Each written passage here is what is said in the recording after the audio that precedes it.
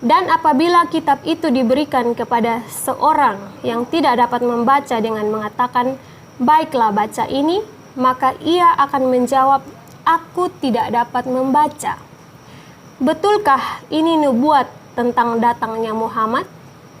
Bila bukan, siapa yang dimaksud?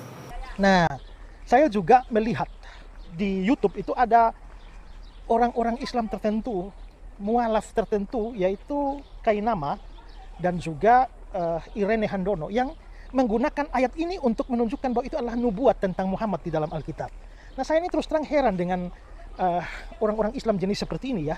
Mereka selalu saja berusaha mencari nubuatan tentang Nabi mereka di dalam kitab suci kita. Assalamualaikum warahmatullahi wabarakatuh. Masih kembali di channel terbaru saya. Terima kasih pada teman-teman masih setia menonton dan mendukung menyaksikan konten dari channel ini. Tentunya kita sudah mendengarkan bagaimana cuplikan videonya. Ada satu pertanyaan yang cukup menarik ditanyakan kepada pendeta Isra Soru ini, sampai pendetanya itu emosi di Yesaya 29 ayat 12.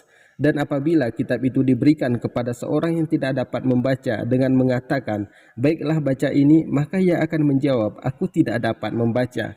Para pendeta juga ada yang meyakini bahwa ini nubuatan tentang Nabi Muhammad SAW, dan banyak juga orang mualaf karena ayat ini. Kita juga umat muslim meyakini bahwa ini adalah nubuatan tentang Nabi Muhammad SAW, karena seperti yang kita tahu, Nabi Muhammad SAW tidak dapat membaca.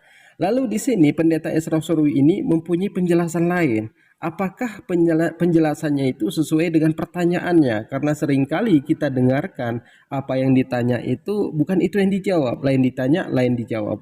Nah, jadi kepada teman-teman di sini jangan kemana-mana dulu, silahkan tonton sampai selesai agar kita tidak gagal paham. Tapi sebelum kita lanjutkan, silahkan dukung channel ini dengan cara tekan tombol subscribe-nya, bunyikan tanda loncengnya, dan silahkan dibagikan videonya. Selamat menyaksikan. Yesaya 29 ayat 11-12 bilang, "Maka bagimu penglihatan dari semuanya itu seperti isi sebuah kitab yang termeterai. Apabila itu diberikan kepada orang yang tahu membaca dengan mengatakan, 'Baiklah, baca ini,' maka ia akan menjawab, 'Aku tidak dapat, sebab kitab itu termeterai.' Dan apabila kitab itu diberikan kepada seorang yang tidak dapat membaca dengan mengatakan, 'Baiklah, baca ini,' maka ia akan menjawab, 'Aku tidak dapat membaca.' Betulkah ini nubuat tentang datangnya Muhammad? Bila bukan, siapa yang dimaksud? Nah, saya juga melihat di YouTube itu ada orang-orang Islam tertentu, mualaf tertentu, yaitu Kainama dan juga Irene Handono, yang menggunakan ayat ini untuk menunjukkan bahwa itu adalah nubuat tentang Muhammad di dalam Alkitab. Nah, saya ini terus terang heran dengan orang-orang Islam jenis seperti ini ya. Mereka selalu saja berusaha mencari nubuatan tentang Nabi mereka di dalam kitab suci kita. Saya kok kasihan sekali ya, bahwa bahkan untuk Nabi mereka sendiri, mereka tidak menemukan nubuat di dalam kitab suci mereka. Lalu akhirnya berusaha dengan berbagai macam cara membelokkan ayat-ayat Alkitab, memperkosa ayat-ayat Alkitab supaya diarahkan bahwa Muhammad dinubuatkan di dalam Alkitab. Nah, ini kan sesuatu yang bukan hanya bodoh tapi kurang ajar sebenarnya. Bahkan Yesus menjanjikan seorang penghibur. Nah, seorang penghibur itu, mereka bilang, oh, penghibur itu Parakletos, bisa dibaca Periklitos, dan itu berhubungan, entah bagaimana berhubungan dengan Muhammad. Jadi Yesus menjanjikan datangnya Muhammad. Padahal jelas konteksnya adalah Yesus menjanjikan datangnya Roh Kudus. Kita tahan sejenak penjelasan dari pendeta Isra Soru ini. Jadi pendeta Isra Soru ini mengatakan Yesaya 29 ayat 12 itu bukan nubuatan tentang Nabi Muhammad, tapi itu nubuatan tentang Roh Kudus. Bagaimana mungkin itu nubuatan tentang Roh Kudus? Karena Roh Kudus itu sebelum Yesus lahir sudah ada Roh Kudus. Kemudian selama Yesus menyampaikan visi dan misinya di dalam dunia ini, itu dijaga dan dilindungi oleh Roh Kudus. Bagaimana mungkin itu nubuatan kepada yang sudah ada? Nubuatan itu kepada yang belum ada, kepada yang akan muncul suatu saat nanti, maka dikasih tanda-tandanya dulu sebelum dia muncul. Jadi kalau pendeta ini mengatakan ini nubuatan tentang Roh Kudus, ini kan bertentangan dengan ayat sebelumnya. Jadi kepada teman-teman di sini kita dengarkan bagaimana selanjutnya penjelasan dari pendeta Isra Soru ini. Juga seperti orang seperti Abdul Somad itu menggunakan Kidung Agung 5 ayat 16 untuk menunjukkan bahwa itu nubuat tentang Muhammad. Kan aneh.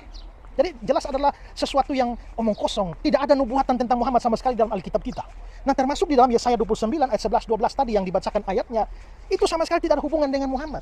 Ya, itu terlalu dipaksakan demi kepentingan agama mereka.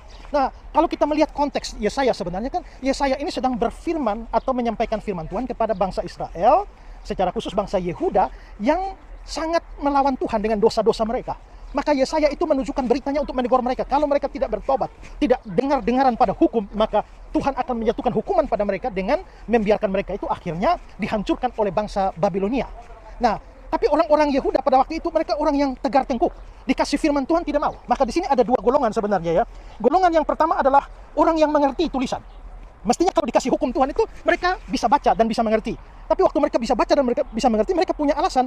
Alasan mereka adalah apa? Ya, dikatakan bahwa baiklah baca ini, maka dia akan menjawab, aku tidak dapat sebab kitab itu termeterai. Dalam hal ini mereka bisa baca, tapi mereka bilang tidak bisa dibaca karena kitab itu termeterai. Karena termeterai terkunci, jadi tidak bisa dibaca. Kita sudah mendengarkan bagaimana penjelasan dari Pendeta Ezra Soru, tapi kalau menurut saya secara pribadi ada kesalahan di dalam penjelasannya. Kenapa? Karena di sini kan memakai kata seorang, diberikan kepada seorang, hanya satu, hanya sendiri kalau seorang itu. Kemudian Pendeta Ezra Soru menjelaskan mereka yang melawan hukum Tuhan. Kalau mereka ini lebih dari satu, lebih dari dua, itu mereka. Nggak mungkin ini menceritakan orang yang melawan hukum Tuhan, karena di sini pakai seorang, kemudian penjelasan Pendeta Ezra Soru pakai mereka lebih dari satu. Mereka bisa membaca, tapi ketika diberikan kitab itu mereka mengatakan tidak dapat membaca. Ini kan aneh penjelasannya. Kemudian kalau kita bilang ini nubuatan tentang Roh Kudus, nggak mungkin. Kenapa? Karena Roh Kudus itu sudah ada sebelum Yesus lahir. Bahkan ketika di dunia ini Yesus itu menyampaikan visi dan misinya itu dibimbing dan dijaga oleh Roh Kudus. Bagaimana mungkin ini nubuatan tentang Roh Kudus? Kemudian kalau Pendeta Ezra Soru mengatakan kita itu terlalu memaksakan ayat Alkitab ini untuk menjadi nubuatan tentang Nabi Muhammad. Karena sudah ada ayatnya kita mengatakan ini nubuatannya. Bukan kita mengada-ngada. Hukum di dalam Islam itu pasti. Yang haram jangan kau halalkan. Yang halal jangan kau haramkan. Yang enggak ada itu jangan kau adakan. Yang ada jangan enggak kau adakan.